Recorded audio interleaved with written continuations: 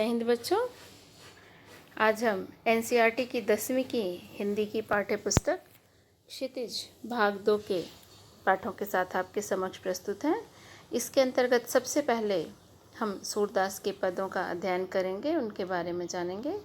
इसके पहले कि हम उनके पदों के बारे में चर्चा शुरू करें, हम सूरदास जी का थोड़ा परिचय जान लेते हैं। हालांकि सूरदास जी को जानने के लिए हमें बहुत ज़्यादा ज्ञान की आवश्यकता है, पर हम उन चीज़ों पर ना जाके अपनी पाठ्यपुस्तक के आधार पर सूरदास जी को थोड़ा बहुत ज़रूर जानने का प्रयास करेंगे। सूरदास जी का जन्म सन 1478 में माना गया है। इनके जन्म के संबंध में तरह तरह की बातें, तरह तरह की किंवदंतियाँ प्रचलित हैं।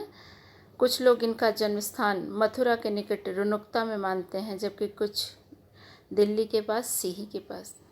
हालांकि उनका जन्म स्थान कुछ भी रहा हो, हिंदी साहित्य में सूरदास जी अपने आप में एक अनूठे भक्त कवि रहे हैं। महाप्रभु वल्लभाचार्य के शिष्य सूरदास अष्टछाप के कवियों में सर्वाधिक प्रसिद्ध रहे हैं। भक्ति काल की कृष्ण भक्ति धारा में कृष्ण के अनन्य उपासक और भक्त शिरोमणि के रूप में सूरदास जी को हम जानते हैं। ये मथुरा और वृंदावन के बीच गऊ घाट पर रहकर कृष्ण आराधना करते थे और वहीं कृष्ण से संबंधित भक्तों की भक्ति कवि की एक जो पहचान इनको है मिली थी, कृष्ण के जीवन से संबंधित जो काव्य धारा निकली वो यहीं से निकली। सन 1583 में पारसौली में उनका निधन माना जाता है। सूरदास जी के प्रमुख 3 जो रचनाएं हैं, ये 3 प्रमुख रचनाएं इनकी मानी जाती हैं। सूर सागर साहित्य लहरी और सूर सारावली, जिसमें सबसे ज़्यादा प्रसिद्ध सूर सागर ही हुआ। सूर सागर में ऐसा माना जाता है कि 1.25 लाख पद थे। आज वैसे ये सारे पद नहीं मिलते, फिर भी बहुत सारे पदों का हम अध्ययन कर रहे हैं। बहुत सारे हमारे पास पद हैं जो मिले हुए हैं। उन पदों के आधार पर हम सूरदास जी को एक कवि शिरोमणि, या कह सकते हैं कि बहुत विशेषणों का प्रयोग भी हमारे लिए करना शायद उचित या संभव नहीं होगा, जो सूरदास जी थे। सूरदास जी वात्सल्य और श्रृंगार के श्रेष्ठ कवि माने जाते हैं। कृष्ण और गोपियों का प्रेम सहज मानवीय प्रेम की प्रतिष्ठा करता है। सूरदास ने कृष्ण और गोपियों के प्रेम को एक अलौकिक रूप प्रदान किया अपने पदों के माध्यम से, और सूरदास जी की ही लेखनी थी जिसने वात्सल्य रस को एक रस के रूप में स्थापित किया। इसके पहले काव्य साहित्य में वात्सल्य रस का अलग से कुछ भाग नहीं था, लेकिन सूरदास के पदों ने वात्सल्य को एक अलग स्थान दिलाया। इनकी रचनाएं ब्रज भाषा में ही रही हैं और लोकगीतों की परंपरा की एक श्रेष्ठ कड़ी है। यानी इनकी कविताएं ब्रज भाषा के लोकगीतों के जैसी ही हैं और वही प्रसिद्धि उन्हें मिली है। आपकी पुस्तक में सूरसागर के भ्रमर गीत से 4 पद लिए गए हैं। पदों को पढ़ने के पहले हम भ्रमर गीत का आधार जान लेते हैं कि भ्रमर गीत क्या है। कृष्ण जी मथुरा जाने के बाद गोपियों के लिए, माँ यशोदा, ग्वाले, राधा, सबके लिए, यानी पूरे गोकुल के लिए बेचैन रहते थे, और उन्हें ये पता था कि बाकी लोग भी मेरे लिए कितने दुखी होंगे, तो उन्हें समझाने के लिए वो उद्धव को भेजते हैं कि उद्धव जाइए, उन्हें समझाइए, निर्गुण योग का उन्हें उपदेश दीजिए और मेरे प्रेम में बेचैन रहने से उन्हें दूर कीजिए। यानी उनको किसी न किसी तरह से समझा के जो उनका विरह है, जो वियोग है मेरा, उसे दूर करने का प्रयास कीजिए। और उद्धव जी जब आते हैं उनका संदेश लेकर, कृष्ण का संदेश लेकर, और साथ ही साथ अपने निर्गुण योग का संदेश देते हैं गोपियों को, तो गोपियों को ये संदेश पसंद नहीं आता, उनकी बातें पसंद नहीं आती, वो क्योंकि वो तो साकार कृष्ण की साधिका थी, उन्हें इस निर्गुण से क्या लेना। लेकिन वो चाह कर भी उद्धव को मना नहीं कर पा रही थी, क्योंकि उद्धव कृष्ण के मित्र थे, उनके भेजे गए दूत थे, तो वो कुछ कह नहीं पा रही थी। उसी समय एक भौरा वहाँ आ जाता है और वो भौरा जो आवाज़ कर रहा, भौरे की जो आवाज़ होती है, तो उसे ही, भौरे की आवाज़ को सुनकर, भौरे को देखकर गोपियाँ उसे ही संबोधित करके अपने मन की बातें कहती हैं कि लक्षणा शैली में, जैसे हम जब कोई बात किसी से डायरेक्ट नहीं कह पाते हैं, सीधे नहीं कह पाते हैं, तो हम किसी अन्य माध्यम का सहारा लेकर कहते हैं। तो गोपियाँ भी वैसे ही कहती, उद्धव को सीधे न मना करके वो भौरे के माध्यम से अपने मन की सारी बातों को कहती हैं। अब यहाँ भौरे को ही, सूरदास जी ने भौरे की ही परिकल्पना क्यों की? तो एक कारण या एक तुलनात्मक रूप उन्होंने रखा कि उद्धव जी जो थे सांवले थे, कृष्ण भी सांवले थे, भौरा भी सांवला था।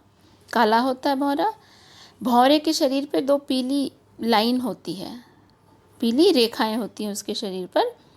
कृष्ण भी पीतांबर धारण करते थे और उद्धव भी उद्धव भी पीला वस्त्र पहने थे। भौरा न चाहते हुए भी, उसकी जो आवाज़ होती है, गुंजार, उसका जो गुंजार कहते हैं, भौरे का गुंजार, न चाहते हुए भौरे का गुंजार हमारे कानों में पड़ता है, हमें प्रिय लगे अप्रिय हमें सुनना पड़ता है। वैसे ही उद्धव जी अपना जो निर्गुण योग का उपदेश दे रहे हैं, गोपियों को उसे सुनना पड़ रहा है, चाहे वो उसे पसंद कर रही हैं या नहीं। तो इन सारी चीज़ों को एक समान पाकर सूरदास जी ने यहाँ भौरे की परिकल्पना की है। तो इस तरह से गोपियाँ अपने मन की बातें भी उद्धव से कह देती हैं, उनके निर्गुण योग को नकार भी देती हैं और उद्धव का अपमान भी नहीं होता। ये भ्रमर गीत का जो आधार है, उसकी जो परिकल्पना सूरदास जी ने की है, ये है। इसके साथ एक और कहानी जुड़ी है। ऐसा कहा जाता है, एक और भाव आता है कि उद्धव जी को अपने निर्गुण योग का, अपने ज्ञान का अहंकार हो गया था। तो उनके, चूँकि कृष्ण उनके मित्र थे और उनको पता था कि अगर किसी में अहंकार की भावना आ गई तो वो धीरे धीरे उसका पतन होता है, और कृष्ण ये चाहते नहीं थे। तो उनके उस अहंकार को, निर्गुण योग का, अपने ज्ञान का अहंकार तोड़ने के लिए ही वो उन्हें भेजते हैं कि तुम गोकुल जाओ और गोपियों को, माँ यशोदा को, राधा को, ग्वालों को, सबको समझाओ। और जब उद्धव आते हैं, ज्ञान की बड़ी बड़ी बातें करते हैं, तो उनको इस तरह से गोपियाँ नकारती हैं, बड़े प्यार से, बड़े हंसी मजाक से, और उन्हें बुरा भी नहीं लगता है। लेकिन अंत में ये हो जाता है, स्थिति ऐसी आती है, भ्रमर गीत के अंत के पदों में दिया गया है कि उद्धव खुद गोपियों के शिष्य बन जाते हैं। सारा निर्गुण ज्ञान उन्हें भूल जाता है और गोपियों के सगुण को वो मान लेते हैं और अपने आप को उनका शिष्य बता देते हैं, और उनका जो अपना ज्ञान का योग, निर्गुण योग का अहंकार था, वो समाप्त हो जाता है। यही कृष्ण चाहते थे। तो उसके पीछे भाव कुछ भी रहे हों, हमें भ्रमर गीत को जिस रूप में सूरदास ने लिखा है, जिस रूप में गोपियाँ प्रस्तुत कर रही हैं, हम उसे ही दिखाएंगे, पढ़ेंगे। इसमें 4 पदों में विभिन्न प्रकार के भाव हैं, तो चलिए एक एक करके हम इन्हें देखते हैं। सबसे पहला पद जिसे हम देखते हैं, ऊधो तुम हो अति बड़ भागी, अपरस रहत स्नेह तगात, नाही न मन अनुरागी, पुरई न पात रहत जल भीतर, तारस देह न दागी, ज्यों जलमाह तेल की गागरी, बूंद न ताको लागी, प्रीति नदी में पाँव न बोर्यो, दृष्टि न रूप परागी, सूरदास अबला हम भोरी, गुर चाटी जो पागी। यहाँ हम एक एक शब्दों के अर्थ भी देखते रहेंगे। बच्चों, जब आप ये पढ़ते हैं, वीडियो देखते हैं, तो आप अपने साथ पेन पेपर ज़रूर रखें, आपकी नोटबुक रखें, कि जो शब्दों के अर्थ है आप वो नोट करते जाएं, तो बहुत अच्छा होगा। आपका जो पाठ है, आपकी जो कविताएं हैं, वो तैयार होती जाएंगी, और जब आप पुनरावृत्ति करेंगे तो आपको कोई परेशानी नहीं होगी। अब यहाँ गोपियाँ उद्धव से कह रही हैं, जब उद्धव उन्हें ज्ञान का उपदेश देते हैं, निर्गुण योग का, कि निर्गुण योग करो, सगुण साधना क्या है, कृष्ण क्या है, प्रेम क्या है, ईश्वर तो निराकार है, इस तरह की जो बातें कहते हैं, तो गोपियाँ उन्हें कहती हैं, हे उद्धव जी, तुम हो अति बड़भागी, तुम तो बड़े भाग्यशाली हो। बड़भागी यानी भाग्यशाली हो। अपरस रहत स्नेह तगात नाहिन मन अनुरागी। अपरस स्पर्श नहीं होना, छू नहीं जाना, स्नेह यानी प्रेम, तगात मानी धागा भर भी, थोड़ा सा भी प्रेम, अनुराग का मतलब होता है प्रेम, मन, नाहिन नहीं, यानी वो कह रही हैं कि हे उद्धव तुम बड़े भाग्यशाली हो, कृष्ण के पास रहकर भी, कृष्ण जैसे प्रेमी व्यक्तित्व के समीप रहकर भी तुम्हारे मन को प्रेम छू भी नहीं गया है। अपरस अस्पर्श, स्पर्शहीन रहे हो तुम, तगा भर भी यानी थोड़ा सा भी प्रेम तुम्हारे मन को छू नहीं गया है। कि हे उद्धव तुम बड़े भाग्यशाली हो कि कृष्ण जैसे प्रेम से भरे हुए व्यक्तित्व के पास रहते हुए भी तुम्हारे मन को प्रेम छू भी नहीं गया है। वास्तव में गोपियाँ ये उन पर व्यंग करती हैं कि कृष्ण जैसे व्यक्ति के साथ रहकर भी जिसे प्रेम का अनुभव नहीं हुआ है, उससे ज़्यादा दुर्भाग्यशाली कौन है। कि कृष्ण जिसका नाम सुनकर भी प्रेम हो जाता है, तुम उसके साथ रहकर भी उससे प्रेम नहीं कर पाए, ये तो तुम्हारे ही साथ है। तो तुम बड़े भाग्यशाली होगे कि तुम कृष्ण से प्रेम नहीं कर पाए। हम इतने भाग्यशाली नहीं हैं, हम कृष्ण के प्रेम से दूर नहीं हो सकते हैं। आगे उद्धव के बारे में ही कहती हैं कि तुम कृष्ण के पास रहकर भी कैसे उनसे अछूते रह गए। वैसे ही पुरैन पात रहत जल भीतर तारस देह न दागी। जैसे पुरैन पात, पुरैन का पत्ता कहते हैं कमल के पत्ते को, जैसे कमल का पत्ता दिन रात जल के अंदर रहता है लेकिन उस पर जल की बूंद का एक निशान भी नहीं पड़ता। उसे कमल के पत्ते को आप जल से बाहर निकालिए तो पानी का कोई निशान उसके पत्ते पर नहीं होता, पानी टिकता ही नहीं है उस पर।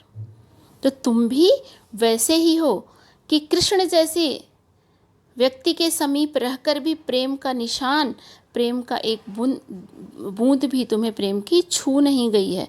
बिल्कुल कमल के पत्ते की तरह निर्लिप्त हो तुम। ज्यों जल माह तेल की गागर बूंद न ताको लागी। हे उद्धव तुम बड़े भाग्यशाली हो, तुम तो बिल्कुल तेल की उस गागर के समान हो जिसे जल में डुबा कर कितना भी क्यों न रखा जाए उस पर जल टिकता नहीं है। कृष्ण के प्रेम रूपी जल को तुम छू नहीं पाए हो, तुम पर टिक नहीं रहा है। तुम तो तेल की गागर की तरह बिल्कुल चिकने हो, चिकने घड़े की तरह हो, तेल की गागर की तरह हो जिस पर पानी टिकता नहीं है। कृष्ण के प्रेम का बूंद भी उसे छू नहीं सका है। प्रीति नदी में पाँव न बोरे दृष्टि न रूप परागी। कृष्ण रूपी प्रेम की नदी तुम्हारे पास है पर तुमने पाँव न बोरे, तुमने तो उसमें प्रवेश भी नहीं किया है। दृष्टि न रूप परागी, और तुम्हारी दृष्टि में कृष्ण के रूप की कोई छाया भी नहीं है। पराग कहते हैं बच्चों फूल के अंदर जो पराग या मकरंद, नेक्टर कहते हैं जिसे, तो वो सबसे ज़्यादा फूल का सबसे महत्वपूर्ण भाग वही होता है कि प्रेम रूपी पराग, कि तुम्हारे आँखों में कृष्ण की प्रेम की कोई झलक भी नहीं है। प्रेम रूपी पराग का पान भी नहीं किया है तुमने, उसे चखा नहीं है, उसे महसूस नहीं किया है। कृष्ण रूप जैसे प्रेम की नदी तुम्हारे पास स्थित है लेकिन तुमने उसमें प्रवेश भी नहीं किया है। हे उद्धव तुम बड़े भाग्यशाली हो। लेकिन अंत में गोपियाँ कहती हैं सूरदास अबला हम भोरी। सूरदास जी कहते हैं कि गोपियाँ कह रही हैं हे उद्धव हम तो भोली भाली, भोरी मतलब भोली, हम तो सीधी सादी भोली भाली अबलाएं हैं, गुर चाटी जो पागी। हमारा जीवन तो कृष्ण के साथ वैसे ही जुड़ा है जैसे गुड़ के आसपास चींटियाँ रहती हैं, अर्थात जहाँ गुड़ है वहाँ चींटियाँ अवश्य जाती हैं। तो वैसे ही हम भोले भाले गांव की ये गोपिकाएँ भी हैं कि जहाँ कृष्ण है, कृष्ण का नाम है, हम वहाँ से दूर नहीं रह सकते। हे उद्धव यही हमारा जीवन है, हमें समझाने का प्रयास करना छोड़ दीजिए। अगले पद की तरफ चलते हैं।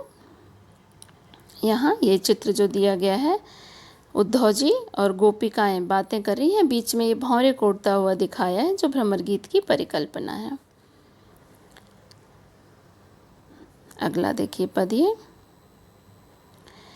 मन की मन ही माझ रही, कहिए जाई कौन पै ऊधो, नाही परत कही, अवधि आधार आस आवन की, तन मन बिथा सही, अबिन जोग संदेशन सुनि सुनि बिरहन बिरह दही, चाहती हुती गुहार जितहि तै उततै धार बही, सूरदास अब धीर धरे क्यों मर जादा न लही। गोपियाँ उद्धव जी से कहती हैं, मन की मन ही माझ रही, हे उद्धव जी हमारे मन की बातें हमारे मन में ही रह गईं। हमारे मन की बातें यानी हमने बहुत कुछ सोचा था कि कृष्ण कभी आएंगे तो हम ये कहेंगे, हम वो कहेंगे, लेकिन कृष्ण तो नहीं आए, आपको भेज दिया। कहिए जाई कौन पै ऊधो, नाही परत कही, कि हे उद्धव जी हमारे मन की बातें हमारे मन में रही। कहिए जाई कौन पै ऊधो, हम आपसे क्या कहें, कैसे कहें, कुछ समझ में नहीं आ रहा है। ना ही परत कही, कुछ कहा नहीं जा रहा है। क्योंकि हमें ऐसा लगता कि हमारे मन की जो बातें थी वो हम कृष्ण से ही कह सकते थे, तुमसे कैसे कहें, क्या कहें, कुछ समझ में नहीं आ रहा है। अवधि आधार आस आवन की, तन मन बिथा सही। अवधि यानी समय, आधार बेस, आने का, कृष्ण के आने की आशा, आस मतलब आशा, आना, आवन आना, कि कृष्ण के आने की आशा को ही अपने जीवन का हमने आधार बनाया था। कि जब से कृष्ण यहाँ से गए हमने एक आशा लगाई थी कि इतने दिनों में कृष्ण आएंगे, इतने समय में, कुछ समय में तो आएंगे। और वही हमारे जीवन का आधार था कि जब कृष्ण आएंगे, यह सोचकर हमने तन मन बिथा सहे, हमने तन मन से बड़े दुख सहे, बड़े कष्ट झेले, सिर्फ इसी आशा पर कि कभी न कभी तो कृष्ण आएंगे। लेकिन हुआ क्या, कृष्ण नहीं आए। उन्होंने तुम्हें भेज दिया योग का संदेशा लेकर, और अब ये तुम्हारे इन योग के संदेशों को सुन सुनकर बिरहिन बिरह दही, हम बिरहिणियाँ बिरह में जल रही हैं। हमारा बिरह, हमारे व्यथा, जो वियोग की व्यथा है वो और ज़्यादा बढ़ गई है तुम्हारे इस योग के संदेशों को सुन सुनकर। चाहती हुती गुहार जितहि तै उततै धार बही। हमारी स्थिति कैसी हो गई है, गोपियाँ कह रही कि हमारी क्या स्थिति है। चाहती हुती गुहार जितहि तै, चाहती हुती यानी चाहते थे, गुहार, गुहारना यानी कहते हैं जब रक्षा के लिए किसी को बुलाया जाता है, पुकारना, गुहारना। जितहि तै यानी जिस तरफ से, जिस तरफ से यानी कृष्ण की तरफ से ही हमने अपने रक्षा की आशा की थी कि एक कृष्ण ही है जो हमें इस जीवन रूपी धारा में से बचाएंगे। जो हम बहे जा रहे हैं इस वियोग की धारा में, इस जीवन की धारा में, यहाँ से कृष्ण ही हमें बचाएंगे।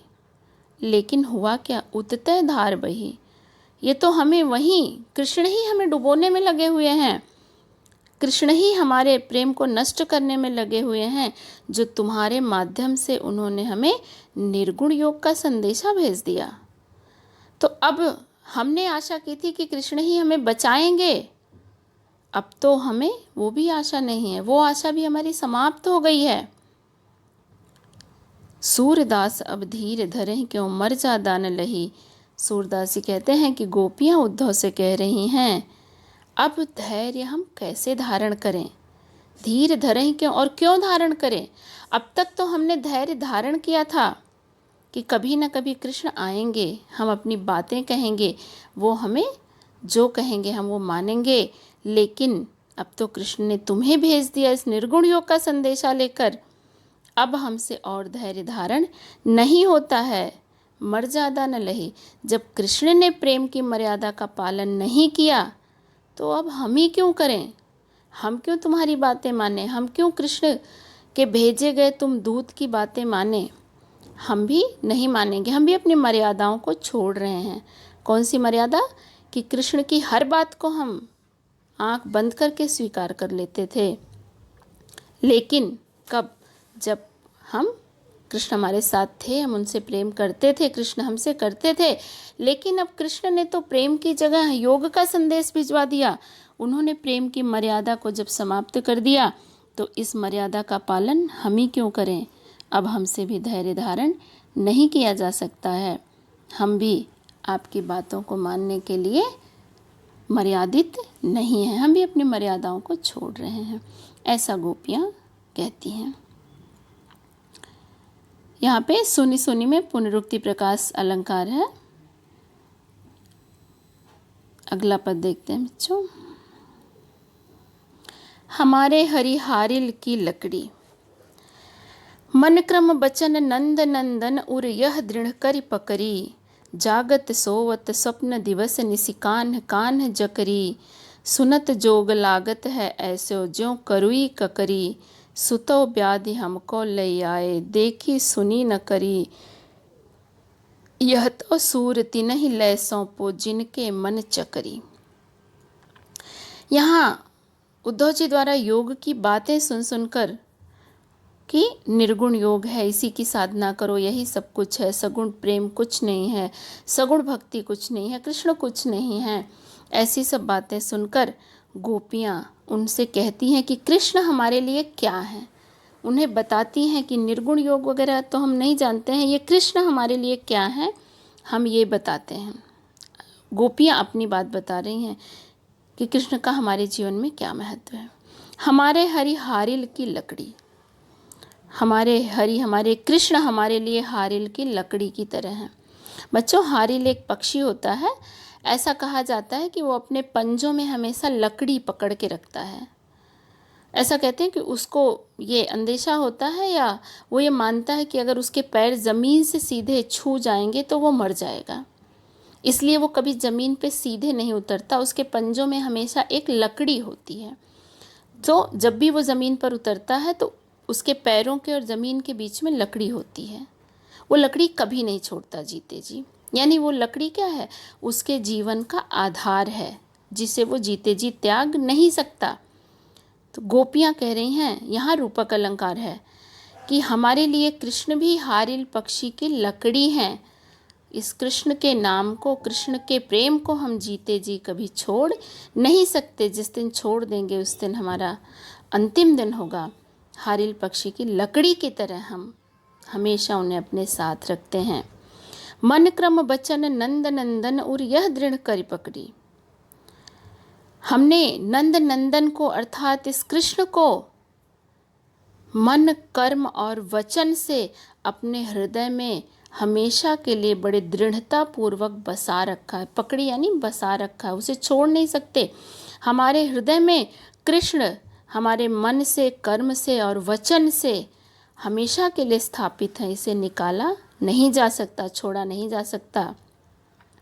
जागत सोवत स्वप्न दिवस निसी, जागते सोते सपने में, दिन में, रात में, हर समय हमारे मुंह से, हमारे हृदय से, हमारे मस्तिष्क से एक ही आवाज़ निकलती है, कान कान।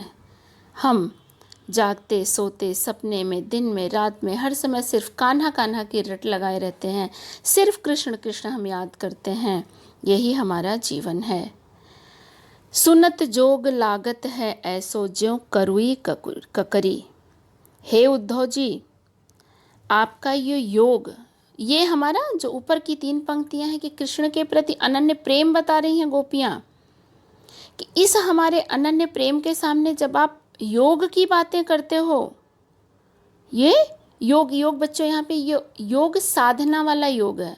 वो योग करने वाला नहीं, फिटनेस वाला नहीं, बल्कि साधना, या योग का मतलब होता है साधना, तपस्या, एक प्रकार की भक्ति। तो आपका ये योग सुनकर हमें ऐसा लगता है जैसे कृष्ण रूपी स्वादिष्ट भोजन के बीच में कड़वी ककड़ी मुंह में आ गई हो, जिसे न खाते बन रहा है, क्योंकि कड़वी है तो खा भी नहीं सकते, और खाना खाने बैठे हैं, सामने स्वादिष्ट भोजन की थाली है, तो कड़वी ककड़ी जो मुंह में गई है उसे हम तुरंत थूक भी नहीं सकते, हमें सोचना पड़ता है कि क्या करें। तो ये तुम्हारा योग सुनकर हमें ऐसा ही लग रहा है जैसे स्वादिष्ट भोजन के बीच में कड़वी ककड़ी आ गई हो। वैसा ही कृष्ण के प्रेम और उनकी भक्ति के बीच में तुम्हारी ये निर्गुण योग की साधना लग रही है। हे उद्धव जी, सुतो व्याधि हमको लई आए, देखी सुनी न करी। सुतो आप तो, व्याधि मतलब रोग बीमारी, हमको ले आए, इस योग के रूप में आप ऐसा रोग हमारे लिए ले आए हैं जिसके बारे में हमने न कभी, जिसे न देखा है, न सुना है और न कभी व्यवहार में लाया है। देखना, सुनना और करी मतलब व्यवहृत किया, व्यवहार में लाए हैं कि इस योग के रूप में आप ऐसा रोग लेकर हमारे बीच में आए हैं कि जिसके बारे में हमने न कभी सुना है, न उसे हमने देखा है और न कभी व्यवहार में लाया है। ऐसा ये योग हमें लग रहा है। यह तो सूर तिनहि लय सौंपो, जिनके मन चकरी। सूरदास जी कहते हैं कि गोपियाँ उद्धव से कह रही हैं, हे उद्धव जी, ये अपना योग ले जाकर, ये निर्गुण योग उन्हें ही ले जाकर दो जिनके मन चकरी, जिनका मन चक्री की तरह घूमता रहता है, चंचल है, भ्रमित होता है, उसको इस योग की साधना की ज़रूरत है। हमारा मन बिल्कुल चंचल नहीं, हमारा मन तो एक निष्ठ मन कर्म वचन 24 घंटे सिर्फ कृष्ण में लगा हुआ है। हमें किसी योग साधना की ज़रूरत नहीं है। इस योग की ज़रूरत उसे है जिसका मन चंचल है, भ्रमित है, शंकाओं में फंसा हुआ है, उसे ले जाकर दो। हमें इस योग की कोई आवश्यकता नहीं है। और इस तरह से गोपियाँ उद्धव जी के उस निर्गुण योग को बड़े प्यार से नकार देती हैं। अब हम अंतिम पद देखते हैं।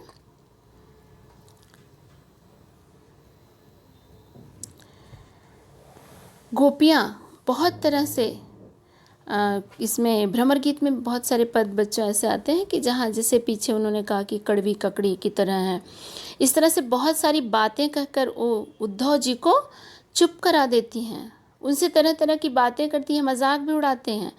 उद्धव से कहती हैं वो योग के बारे में कि हे उद्धव जी, आपका ये योग कैसा है, कहाँ रहता है, इसके माँ बाप कौन है, भाई बहन कौन है, किस रंग का है, कैसा दिखता है, ऐसी तरह तरह की बातें। साथ ही साथ उनसे कहती हैं कि हमारे पास तो एक ही मन है, ऊधो मन न भये 10-20 करके उनका एक पद है कि हमारे पास 10-20 मन नहीं है जो हम आपका इस योग को अपनाएं। हमारे पास तो एक ही मन था और वो कृष्ण अपने साथ रथ पर चढ़ाकर मथुरा ले गए। तो बताओ हम इस योग साधना को कहाँ से करें? अगर हमारा वो मन ला के वापस दे दो तो हम शायद इस योग को कर लें, अन्यथा हम नहीं कर पाएंगे। इस तरह बहुत सारे भ्रमर गीत में बड़े सुंदर सुंदर पद आते हैं जहाँ गोपियाँ इन सारी चीज़ों को नकार देती हैं, लेकिन बड़े आदर से, बड़े प्यार से, कि उद्धव को बुरा भी ना लगे। अगला पद हम देखते हैं। हरि है राजनीति पढ़ी आए, समझी बात कहत मधुकर के, समाचार सब पाए। इक अति चतुर हुते पहिले ही, अब गुरु ग्रंथ पढ़ाए। बढ़ी बुद्धि जानी जो उनकी, जोग संदेश पठाए। ऊधो भले लोग आगे के, परहित डोलत धाए। अब अपने मन फेर पाई हैं, चलत जो हुते चुराए। तय क्यों अनीति करे आपुन, जे और अनीति छुड़ाए। राज धर्म तो यह सोर, जो प्रजा न जाहे सताए। गोपियाँ कहती हैं उद्धव जी से कि हे उद्धव, अब हम समझ गए कि कृष्ण ने तुम्हें यहाँ योग का संदेश लेकर क्यों भेजा है। उसके पीछे क्या कारण है? कृष्ण तो ऐसे नहीं थे, अब ऐसे क्यों हो गए? इसके पीछे कारण है हरि है राजनीति पढ़ी आए, कि कृष्ण ने अब राजनीति पढ़ लिया है। मथुरा के राजनीति में प्रवेश कर कर वो बहुत बड़े राजा बन गए हैं, राजनीति का ज्ञान हो गया और हमारे साथ भी यही राजनीति कर रहे हैं। हमें पहले तो विश्वास नहीं हुआ कि कृष्ण ऐसा कर सकते हैं, लेकिन मधुकर, मधुकर का मतलब भौरा भी होता है, यहाँ उद्धव के लिए मधुकर शब्द है कि लेकिन हे मधुकर, हे उद्धव जी, आपके द्वारा सारे समाचार पाकर और कृष्ण का संदेशा पाकर अब हमें पूरी तरह से समझ में आ गया है कि कृष्ण हमारे साथ राजनीति कर रहे हैं। इक अति चतुर हुते पहले थी। एक तो वो पहले से ही बड़े चतुर थे, कृष्ण पहले से ही बड़े चतुर थे, और अब तो गुरु ग्रंथ पढ़ाए, अब तो उन्होंने गुरु के आश्रम में जाके शिक्षा भी प्राप्त कर ली है, अब तो और ज़्यादा चतुर हो गए होंगे। और अपनी इसी चतुराई को, अपने इसी ज्ञान को दिखाने के लिए बड़ी बुद्धि जानी जो उनकी जोग संदेश पठाए। अब हमें समझ में आ गया है कि उन्होंने और भी ज़्यादा चतुराई सीख ली, और भी ज़्यादा राजनीति सीख ली है, बहुत ज़्यादा ज्ञानी हो गए हैं, जो हमें इस योग का संदेश हमारे लिए भिजवाया है। उनकी बड़ी बुद्धि यानी बहुत बुद्धिमान हो गए हैं, इतने बुद्धिमान कि हमारे लिए योग का संदेशा भिजवाए हैं। उद्धव भले लोग आगे के परहित डोलत धाए। गोपियाँ उद्धव जी से कहती हैं, हे उद्धव जी, भले लोग आगे के, यहाँ आगे का मतलब पास्ट की बात कर रहे हैं, अतीत की बात कर रहे हैं। आगे के यानी गोपियों का कहने का मतलब है, जैसे जो बच्चे पुरानी स्टैंडर्ड हिंदी हम जिसे नहीं से ब्रज भाषा, अवधी भाषा या जो हमारी लोक भाषाएं होती हैं, उसमें आगे का कहना कभी कभी पीछे के लिए, अतीत के लिए, पास्ट के लिए भी आता है।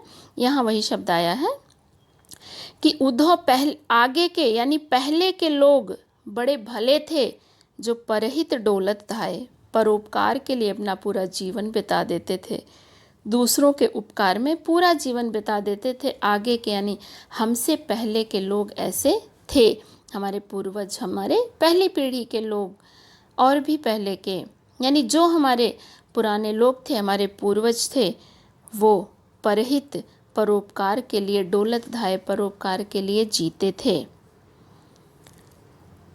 अब अपने मन फेर पाए हैं, चलत जो होते चुराए।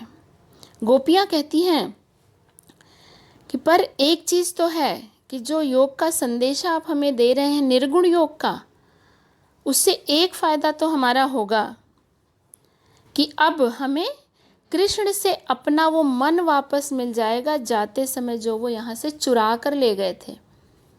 क्योंकि वो कृष्ण जो हमें निर्गुण योग का संदेशा भिजवा रहे हैं कि हम उन्हें भूल जाएं और निर्गुण साधना करें, वो कृष्ण को खुद भी तो वैसे ही करेंगे। तो जब वो खुद भी वैसे करेंगे, हमें भूल जाएंगे, तो हमारा जो मन वो जाते समय ले गए थे, वो हमें वापस मिल जाएगा।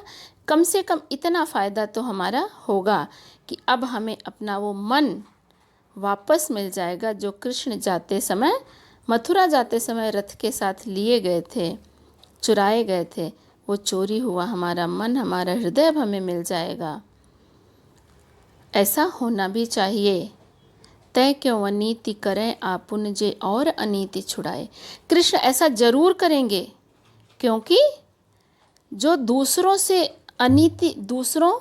अनीति नहीं होने दे रहा है, अनीति से पूरे मथुरा को जिन्होंने बचा दिया, कंस का वध कर दिया, माता पिता को जेल से निकाला, अपने नाना को कारागार से निकाला, यानी सबको अनीतियों से सबकी रक्षा की, वो हमारे साथ ऐसी अनीति क्यों करेंगे कि हमारे मन को ले गए और हमें योग की शिक्षा देंगे। तब तो निश्चित रूप से वो हमारा मन वापस कर देंगे, हमारे साथ भी अनीति नहीं होने देंगे, क्योंकि वो तो दूसरों को भी अनीति से बचाते हैं।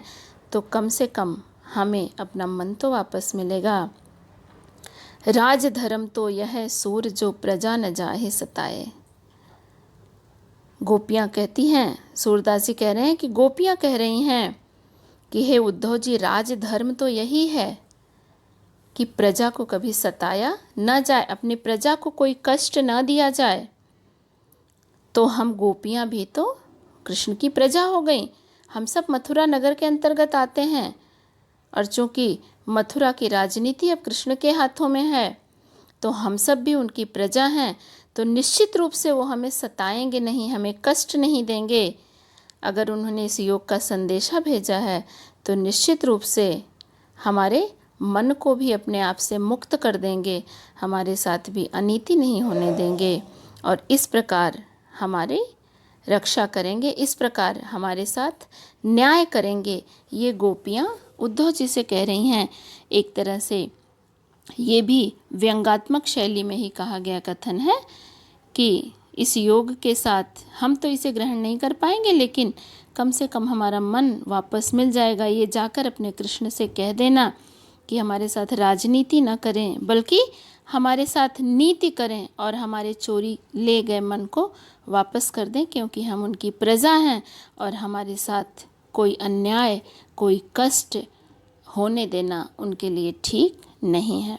और इस तरह से गोपियाँ अपने विभिन्न तर्कों से उद्धव जी को निरुत्तर कर देती हैं। जो सूरदास के ये पद समाप्त होते हैं। निश्चित रूप से आपको ये सारे पद समझ में आ गए होंगे। इनके शब्दार्थों पे आप ध्यान रखेंगे तो इसमें कोई कठिनाई नहीं होगी।